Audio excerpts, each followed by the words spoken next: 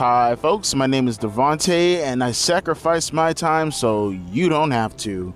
Let's see what's on the tab for Collision tonight. And no, I don't want to hear any BS. No. Well, Collision is the wrestling show, Devontae. I almost said millennial. Devontae, you gotta just give it a chance to just watch the wrestling for what it's worth. You ain't gotta worry about everything. Get put to it! Nonsense. I don't want to hear any of that garbage, none of that nonsense tonight. Tomorrow is your Wrestle Dream show. What was Tony Khan saying the entire week? I'm not going to speak verbatim here, but essentially he was saying this is the last chapter. This book here is closing. We're now entering a new version of AEW, a dawn of a new era. All these virtue-signaling garbage buzzwords. I don't want to hear that. Don't tell me what you want to tell me. Show me what you want to tell me. And I can't think of a better way to close out this era of AEW than to deliver something compelling tonight. Or else we're just gonna go out on a stinker and just keep up the tradition and really close out with the traditional stinker. Are we gonna do that? Well, let's see what we have on the tap for AEW Collision tonight, and I'll be the judge of that, okay? Buddy pal, buddy pal. All right, so for tonight, we have the Best Friends versus the Kingdom. I have no clue who the fuck the Kingdom is. Barely know who the Best Friends are. The Gates of Agony versus Chris Jericho and Kenny Omega. I have no fucking clue who the Gates of Agony are. Julia Hart in action. Okay, I might review Julia Hart match only because I didn't review it last week or I think it was on Dynamite because that show was just so absolute garbage. And I was doing so many things at the time and running errands and chores that it just took away from my time. But I actually very much like Julia Hart. She's probably my favorite woman on the AEW roster right now, which is fucking incredible considering I had no clue who the hell she was up until she joined the House of Black. And my God, talk about a 180. Not since Trish Stratus have I seen someone go from complete and utter shittiness, garbage gimmick, garbage in the ring, all this other stuff, to like what she is now. And some people may be like, oh, well, what about Liv Morgan? Well, I think Liv Morgan has gotten better in the in-ring department, but character-wise, Liv Morgan has sucked. She always sucked, and she always will suck. So really, since Trish Stratus, and that's just my own opinion, I mean, you guys may think differently, but that's because you're Simpson, I'm not. Bryan Danielson, Wheeler Yuta, and FTR versus Ricky Starks, Big Bill, and Aussie Open. Zack Sabre Jr. on commentary, huh? Now, I can't wait to see the Zack Sabre Jr. and Bryan Danielson match tomorrow. That's literally the only reason why I'm paying for the pay-per-view. I mean, yeah, I'm paying for it so I can review the show also, which I always find very ironic that people call me, you are one of the biggest AEW haters online. Oh, your hatred for AEW is so prevalent, it's so obvious. Never mind the fact that I go after both AEW and WWE, and I've gone on record for like a whole damn year saying that AEW was the better television program compared to WWE. Maybe not now, but I did in the past. People can vouch for me for saying that. But it seems like, well, listening to other AEW fans talk, it seems like I'm the only person who reviews the show who actually pays for the goddamn show. Like, actually, and I have community posts to promote. Oh, not anymore, I guess. But people can vouch for me on that. Community posts actually showing that I paid for it. Look at me being all high and mighty, grandstanding, sitting on my holier-than-thou self-righteous throne. When one of these days I'm going to have to steal these pay-per-views. Not tomorrow, but one of these days. So maybe I should shut the fuck up. But with that being said, folks, I'm still rambling on. Let's get into the show and let's see what's going on. Let's go.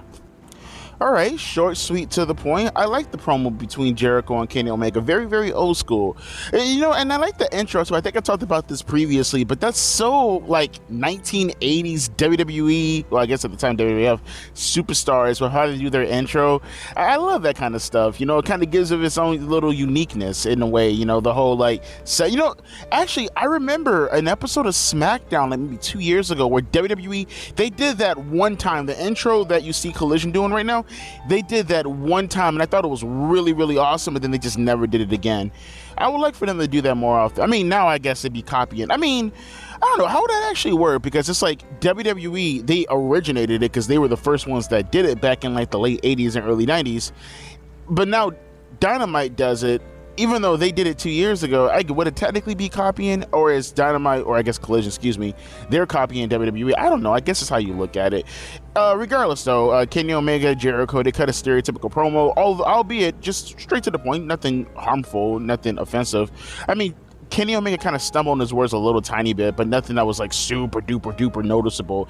And they were just talking about coexisting while getting ready for their match against who was it? Sammy Guevara, Konosuke Takeshita, and who was the last one? Sammy Guevara, Konosuke Takeshita, and Will Ospreay. And their little 6-man tag match, or as I like to call him, Will Aspreay. I like calling him Will. Aspreay just sounds it just rolls off the tongue so much better. It's not just me, right? Don't sit here, damn, I did millennial again. Oh, Devontae, you know what? You're just being a hater. Don't give Will Ospreay a chance. I am giving him a chance. I like Will Ospreay. I just like referring to him as Will Aspreay. It rolls better off the tongue, just like your mom's for JJ. Then we had the one-on-one match between Andrade going up against Juice Robinson. I mean, it wasn't a bad match. Again, as I always say so many times when dealing with Collision, when dealing with AEW Dynamite in particular, you can say WWE also, but not so much, even though they do harm WWE matches because, you know, WWE, they have a great formula as far as not giving you too much, just giving you enough to get by. So when you actually get to the pay-per-view matches, it actually feels something special. It actually feels really, really cool. Or even better, when you get a special television match, it stands out so much more. With AEW, and they harm WWE in this aspect also, unintentionally, when they do all of these matches like Andrade and Juice Robinson so many times, I never can really distinguish any of the AEW matches at all. Maybe it's just me. It probably is just me, but their matches are all so good that they all just become super bad in the end of the day, you know what I mean?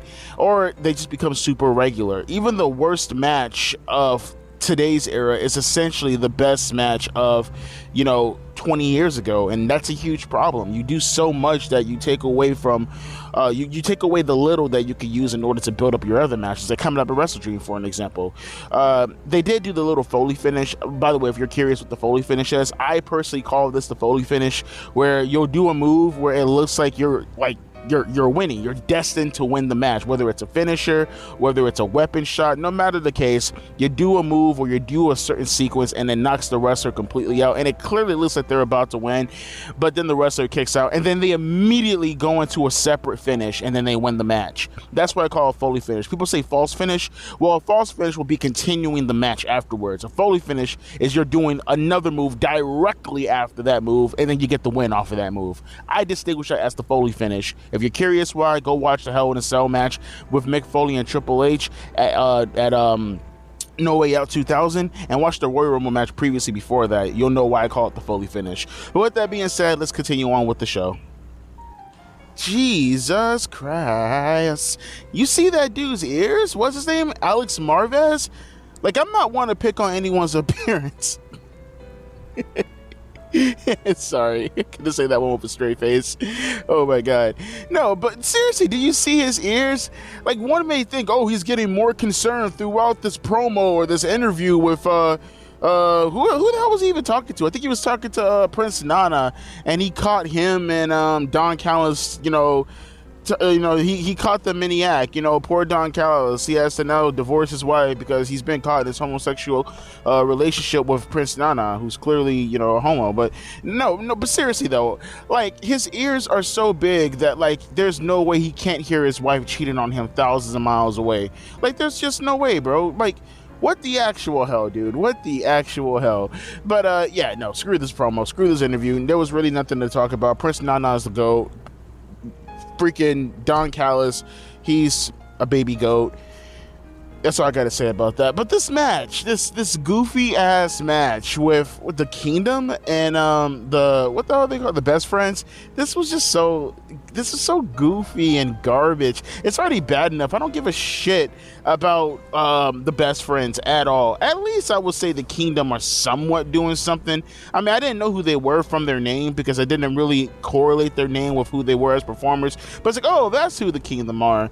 Well, yeah, they're doing stuff right now currently with Roddy Strong and Adam Cole, and this match was just goofy. The whole punch in the wiener pound driver, punch in the wiener pound driver, punch in the wiener pound driver. Oh god, I don't care, bro. This match, they did a bunch of bullshit that did not need to be done. This match really, if this was WWE television, if Vince Russo was booking this, these guys would have got at bare minimum 1 minute and 30 seconds. Get your ass in, get your ass out. There was literally no consequences to any of this stuff whatsoever. At all. But they fucking put us through this torture, doing all this nonsensical bullshit. They did a Death Valley driver on some stairs. The Kingdom and the Backstreet Boys, the uglier version, on an episode of fucking Collision in the middle of a fucking card, did a Death Valley driver on stairs, and they wonder why. They fucking wonder why they're in the situation they're in currently right now. What the actual fuck? Holy shit. Is that Julia Hart's entrance? That's really cool. That's really, really cool. That's a really cool entrance. Holy fuck. Yeah, give her the TBS championship for sure. I'm about to watch Julia Hart in the match right now. That's a really dope ass entrance. They're like doing this visual, like, swirly effect with the audience. It's really cool. That was fucking dope. I don't know who the hell this jobber is, but yeah, again, Julia Hart, man, I swear to God, give it time. She's gonna be the Trish in terms of, you know, booking, and in terms of like growing, she's gonna be the Trish Stratus of AEW when it's all said and done. But yeah, after the match with the Kingdom, they had this shirt on that said "Punch Me Weird" and the Power Driver, and they did what they did to these two dumbasses, and they got on the microphone, and I would say that part was okay when they got on the microphone, cut their promo, and they were like, "Oh, you know, Adam Cole, don't be selfish." Oh, that girl got cake like a motherfucker. Whoever Julia Hart is wrestling, but yeah, they were like, "Don't be selfish, Adam." Okay, we know you got surgery, but how about you come check on Roddy first, and then worry about your surgery? That part was actually pretty funny. I like that, but the suitcases and all the other shit, that was goofy. This entire match was goofy. These guys are goofy. Fuck this company. No, I'm joking. I love this company. No, fuck this company. I'm very schizo right now. Let's get the Julia Hart and this big booty SJW here. Let's go. I didn't even see the Toni Storm stuff at first. I had to actually go back to go see the whole Marilyn Monroe thing she was trying to do.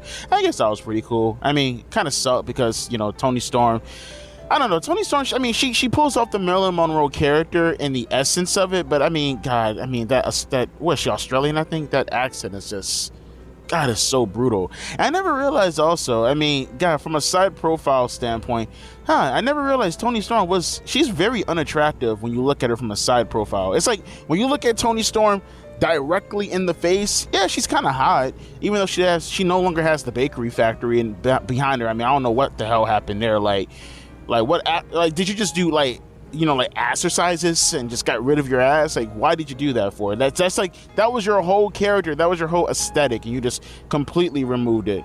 Sad, super duper sad. But nonetheless, I mean, at least it's character development, more than I could say for like 98% of the rest of the roster for whether AEW or fucking ROH. Regardless, though, we're about to get ready for the Gates of Agony going up against, they actually look very impressive. They look like they should be related to the Usos, but no, regardless, they're getting ready to have their match against Kenny Omega and Chris Jericho. We also have a match with Cesaro and Josh Barnett. It took me a minute. I didn't know who the hell Josh Barnett was. I didn't see his name. The more and more I kept looking at him, I thought he was Alexander Wolf, the guy who used to be with Sanity back in the days. That's who I thought. And I think he's with him. Well, he was with Imperium for a time also. That's who I thought it was for a second. And I mean, is it him? Whatever, who cares? Regardless, though, after all that, let me see. So we got that. What was the last match that took place for the last 7? Oh, yeah, Julia Hart had her match with, what's her name? Well, actually, she's a jobber. Who cares? And she, you know, I mean, I will say about that match, I mean, maybe Julia Hart gave her a little bit too much. I mean, that could have been a little bit quicker. I mean, yeah, it was a short match, but it could have been a little bit quicker. She gave her just a little bit too much, but it is what it is. She won the match. Afterwards, you had Chris Statlander come out, and she brought down these band of geeks. Like, I'm looking at these people, I don't even know who the one in the middle was, but she brought back out the best friends. Like, what good is the best friends when they just got their asses kicked? Like I mean, hell, even freaking not Trent Beretta, Chuck Taylor, he has like an ice pack on his neck. What is he going to do? Like that was so goofy. I didn't get that. Like, you're bringing out injured friends to protect you against one guy. What is that really gonna do in the end of the day? But yeah, they all come out to watch Chris Statlander, or have Chris Statlander's back, I guess. And she gets in the ring and she goes back. Well, she tells Julia Hart, "You want me? You got me. Come hit me. Hit me. And Julia Hart, she puts her hand up puts it down and slides out of the ring. I didn't like that one. She probably didn't have to do all. She got a little bit too animated right there. And in reality, she could have just walked out the ring or just slid underneath the rope. You know, pulled a Raven, or who else used to just slide under the rope all slithery? Oh, like Randy Orton also. I guess like him too. Yeah, that was kind of goofy. I didn't like the whole promo to a certain degree, but regardless, though, it doesn't matter. It doesn't take anything away from, you know, Julia Hart and her character and this absolute 180 that she's been doing, like, since joining the House of Black. And even from an in-ring perspective, I said that beforehand, but I really want to, it was one maneuver that she did in this match that I was like, it was so simplistic, but it was so fucking cool. She did this move and it was so goddamn smooth, where like the jobber that she was facing, she did like I don't know if you guys remember, Buddy Murphy does this a lot, where like, who else does it in WWE? Someone does it in WWE a lot too, but in particular, I've seen Buddy Murphy and Kenta, they do this move a lot, where a guy would run to you and try to do a clothesline or a body splash, and they were like, oh, Finn Balor does it too, and like they were like double foot stump you in the corner. So like, say you're running to a guy to do like a body splash, and they'll put 2 feet up in the air and press it against your chest, and then you will fall down and it's like a double foot stump onto them. Well, she did that, but as she's doing it, she like fluidly, in one motion, she does a little foot stump, stumps on him out of the corner, rolls, pops up, and puts her arms up and taunts. I don't know, I just thought that was really, really, really fucking smooth. It looked really good. That was really cool. It was like, I don't know, it looked like a automatic reversal that would have been a WWE game. Not a set reversal, but like, you know those little special reversals some of the wrestlers get in the video games? That just looks like that would have been one of those type of animations. And she continues to really, really impress the shit out of me. She's by far in my opinion, now that Jade Cargill really isn't there anymore, like, honestly, even more so than any woman in the top tier divisions, she's the best character in AEW by far, period. And now that her in-ring credibility is starting little by little to be built, I would honestly say that she's probably the best overall package from a women's perspective in AEW. She's by far the only one that I don't really have any criticisms over, besides the fact that she can improve a little bit more, but that's not that she's not really good right now. She's really, really, really improving drastically. If she doesn't get the Most Improved award from either the W.O.N or PWI, like, I don't know who the fuck they're referencing, to be perfectly honest with you, but good shit all around. And now we have this match going on that I've been watching the entire time. I could chew gum and breathe and walk and jack off all at the same time, folks, okay? I have like 4 parts of my brain working, okay? So let's get back to this match right here. Kenny Omega, Chris Jericho versus the Gates of Agony. Yeah, okay. Now I can definitely see the comparisons between the Righteous and the Wyatt family, not just based off the character and what you're seeing on television, but more so the repetitiveness already being bestowed upon their promos and vignettes. I honestly can't distinguish whether or not this is a new promo or if they just recycled the same promo that I reacted to last Saturday and just showed it again. I really can't tell the difference. The dude with the dreadlocks, though, I mean, the guy with the short hair, he has the character. The dude with the dreadlocks, he has the look. Because my God, when he talks, he sounds way too normal to be some country bumpkin hillbilly who's supposed to present himself as some type of, you know, counterculture. No, I don't want to say counterculture. That's not even the right word. I guess it's supposed to be like a Hills Have Eyes type of hillbilly, rural America, religious type of thing. Again, it's the Wyatt family. It's essentially a bootleg Wyatt family. But man, if you're gonna be a bootleg Wyatt family, can you have, like, you know, the character that goes along with it, meaning the voice? I remember Vince McMahon had a problem with Luke Harper because he didn't speak enough. He didn't speak country. You know what I mean? He didn't have enough of a country voice because he's from New York. And he had a problem with that, and I kind of see where he means now. I can definitely see what he means now. Yeah, that really does harm it a little tiny bit for me.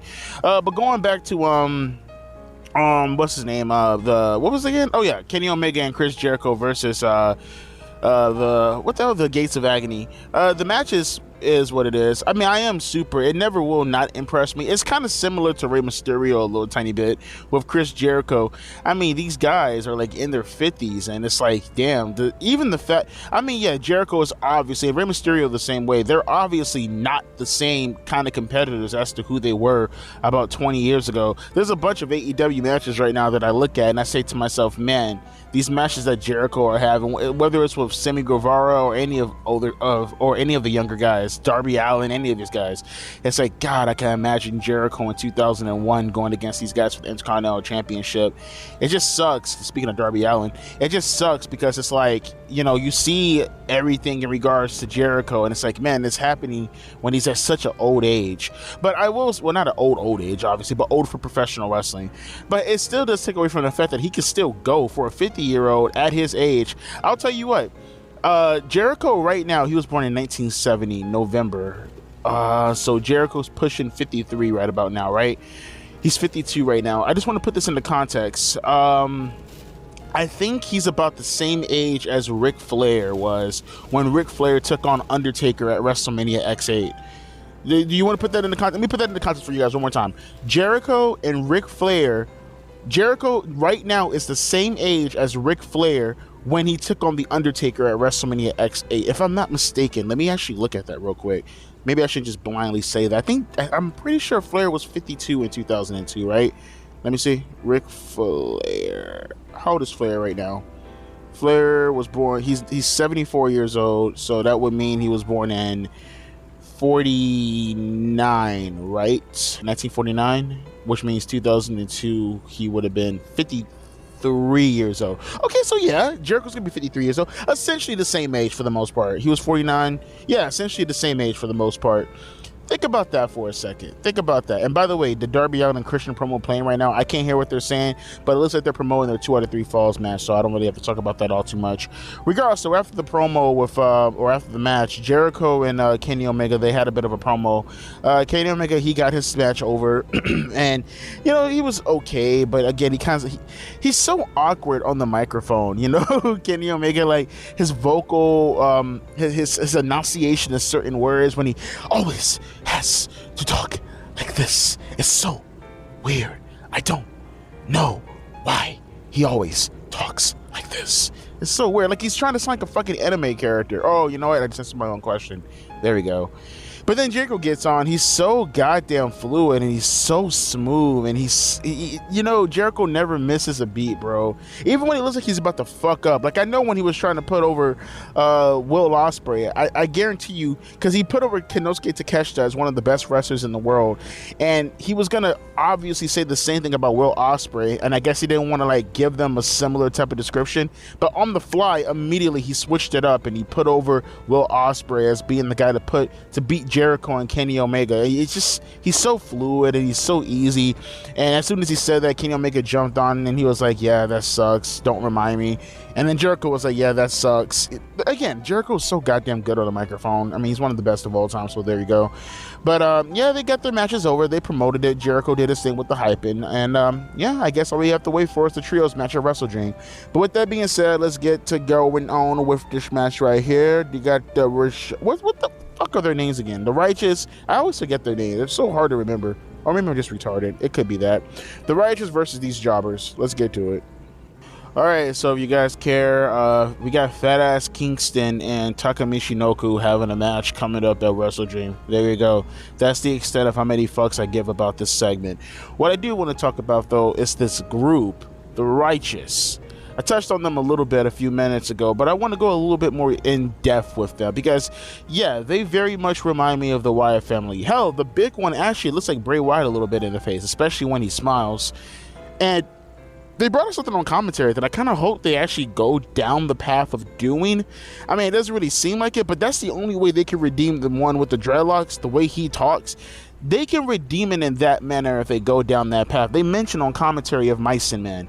Now, obviously, if you guys aren't familiar with the story of Mice and Men, it's a story of these two guys, one really small guy named George, and this big retard named Lenny that he's watching over. I think, if I remember the story correctly, George was good friends with Lenny's aunt. I think it was his auntie, right? And she passed away. And one of the promises George gave to her was that he was gonna watch over Lenny for her, especially because he felt like a commitment. Because there was a point in time where Lenny almost drowned in a river because George told him to go jump to go grab something, and he almost drowned. And he was just like, wow, Lenny would just listen to anything that I say. I feel bad. And you know, it was a lot of stuff tied up into it. But essentially, they're like somewhere in I think California, trying to look for work. This is like around the Great Depression time. That's where it's based off of.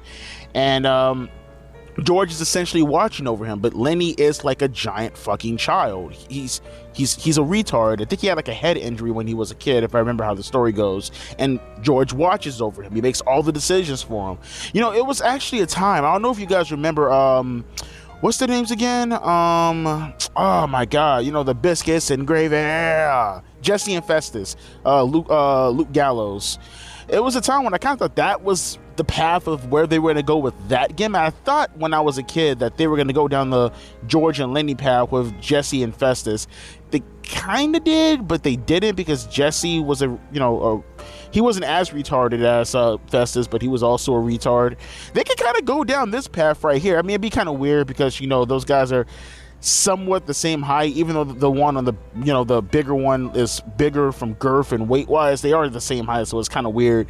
But the one with the dreadlocks, he speaks like such an intellectual. Like, he has his accent is so on point, and the other one kind of actually sounds like a country bumpkin. They could actually pull it off if they really, really wanted to, but I don't know if they're gonna go for it. But the finish came for this match.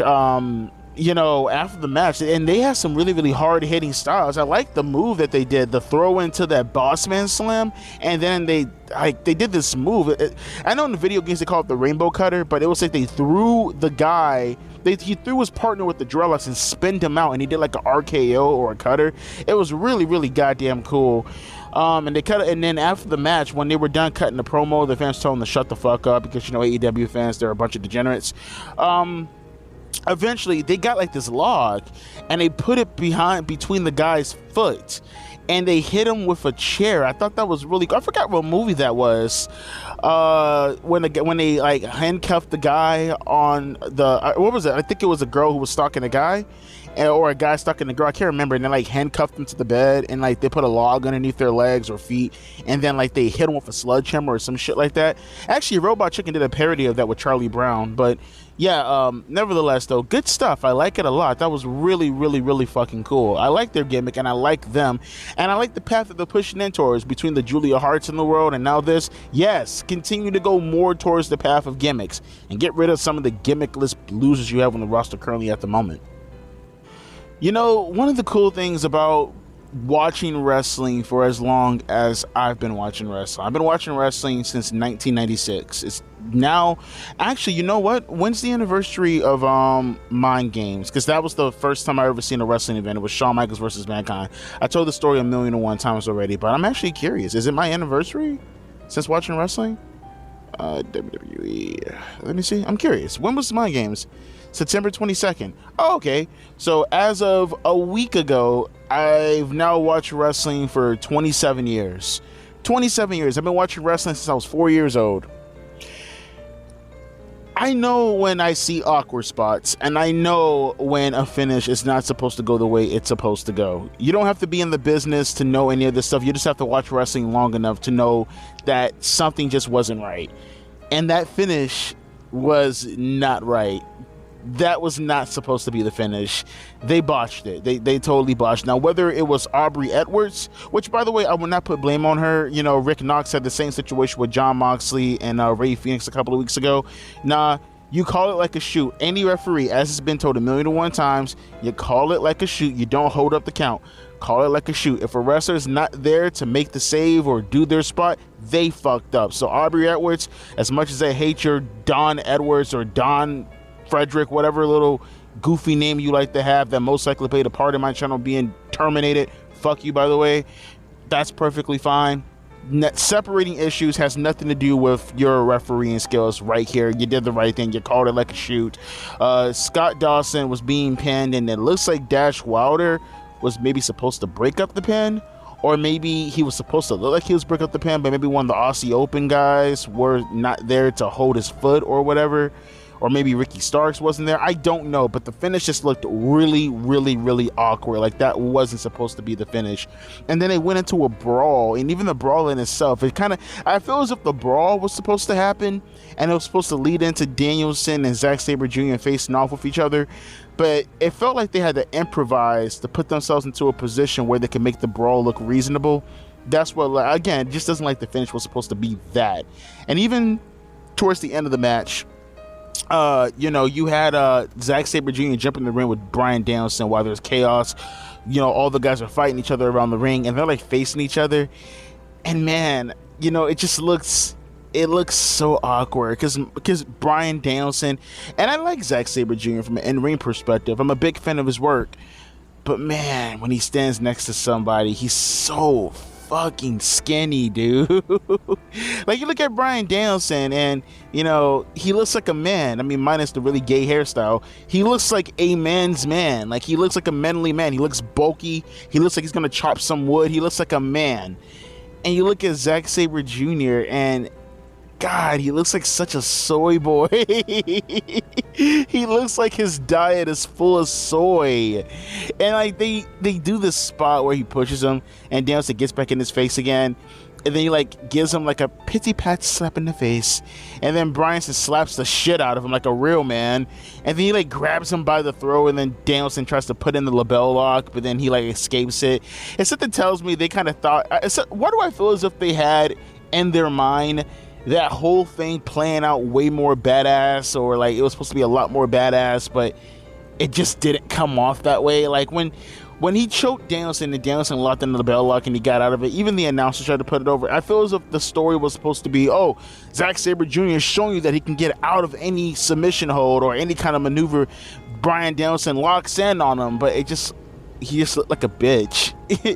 He gave some really, really pity pat slaps and he choked them and he slightly shoved him, and then he ran like a bitch. Like, I feel as if that did not come off as well as they thought it was gonna come off, and this whole sequence and this finish, it was bad. This was a very, very bad ending to Collision. It is what it is, though. The show in itself, it was very much a mixed bag. I'm not gonna say it was a dope show, but it wasn't really necessarily what I would call the worst show. Some of the highlights, I would say, none of the matches I don't care. I don't care for any of the matches because they all run together. I try to focus on more of the positives that get me wanting to tune in for next week or even tune in for Wrestle Dream. And Julia Hart was damn sure a positive. The Wyatt 2.0, Wyatt Family 2.0, they were okay. I like their stuff too. I'm trying to think of anything else. Kenny Omega and Jericho had a decent promo. That was pretty good. The vignettes were pretty nice. The matches, again, they just go way too damn long without having any kind of purpose whatsoever. And it just bores the shit out of me. And then this finish right here, it was not so good. So it was definitely more bad than it was good. But I wouldn't necessarily say all of it was bad. If I had to give it a grade, I'd probably give it a very, very, very, very, very, very high D. Maybe a low C. And that's as good as it's going to get for me. But Wrestle Dream is tomorrow. Hopefully they can make up for it tomorrow, even though it's probably going to just be another match at the match. I'm dead. Seriously, did you see how many fucking matches? Goddamn Excalibur. No, it wasn't Excalibur. I get them mixed up sometimes. Whoever was on commentary, Nigel McGuinness probably. You see how many matches they announced for Wrestle Dream? Holy fucking Christ, that's bad. There's no way I'm watching that kickoff show, so you guys can fuck off on that. I'll watch the main card, but God damn, man, this is gonna be one of those nights. I see it already. It's definitely gonna be one of those goddamn nights. But unless there's some news that's gonna break later on tonight or tomorrow, I'll see you guys tomorrow for Wrestle Dream. Be there or be square. And always remember, it's not hip to be square. I don't care what any of those douchebags from the 1980s say. It's not hip to be square. Losers. As always, catch you guys later. Deuces. P.I.